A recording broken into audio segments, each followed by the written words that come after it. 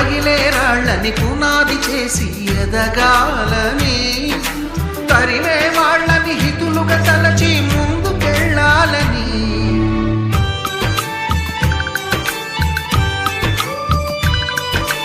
కన్నుల నీటిని కలల సాగుకై వాడుకోవాలని, కాచే నిప్పుని ప్రమిదగా మలచి కాంతి పంచాలని, గుండెతో ధైర్యం చెప్పెను, చూపుతో మార్గం చెప్పెను, అడుగుతో గమ్యం చెప్పెను, నేనున్నానని నేనున్నానని, నీకేం కాదని, నిన్నటి రాతని